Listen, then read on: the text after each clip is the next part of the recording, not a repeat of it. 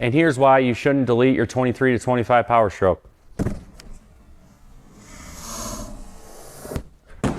Because you lose 50 horsepower and you still have a 94 or 95 mile an hour speed limiter. Behind me, I got our 23 Ford HO on the dyno.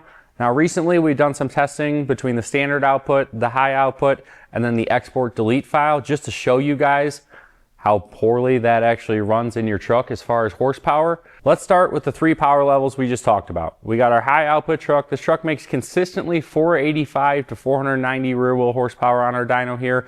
You got a standard output, couple sensors that are a little bit different, manifold, stuff like that. Pretty much it's calibration based. It's about a 15 horsepower drop, standard output to high output. They say it's worth close to 100 foot-pounds of torque. Usually we see about 60 to 80. And then the other thing that's really popular in the market right now is the exported delete file. For the sake of testing and baselines, we ran that in this truck. Did not unplug anything, exhaust was still in the truck, but for the sake of power, it goes downhill pretty quickly. You're back down to 435 horsepower in the standard output and the high output delete tune. If you're looking to lose power, delete your truck, it'll be a good idea. Why we're in here today is physically adding power to the truck, adding air. We know from this point we've been calibration limited, right? We can't go in and just add 100, 120 rear wheel horsepower. First thing we're gonna do today, get a fresh baseline for the day, then we're gonna add some parts. Behind me here, I got a Whirly custom fab intake, called this like a stage 1 deal, very basic. See if we can get a little bit more sound out of the turbo, but also will it add power now and can it add power down the road when we are able to do some tuning?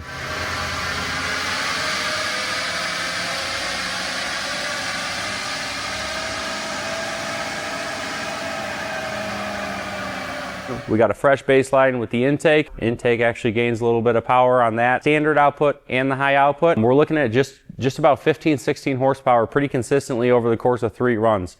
So pretty exciting stuff. Excited to get it out on the street and drive it. Other thing we are testing is an inline programmer. We've been working with one of our vendors on getting some stuff and adding some power to this thing. Overall, we're seeing about 40, 50 horsepower gains with just that inline programmer. Add this intake on, an additional 12 to 15 horsepower straight away. So not only is it making power, you know, in a stock output, a high output, but also when we're starting to add power to these trucks, the intake is helping as well. That's about it for today on the dyno, guys. We're super excited for these new parts, these new platforms. The 23, 24 Ford, I bought this truck just about 2 years ago. We've been kind of at a standstill. It was fun to get on the dyno, but overall the truck kind of sat. We towed with it for a year, but we're excited to add some power to this thing. Throttle response, you know, the intake, the sound. Really excited to try and add 100 horsepower to these trucks down the road. This is just the first step in the right direction.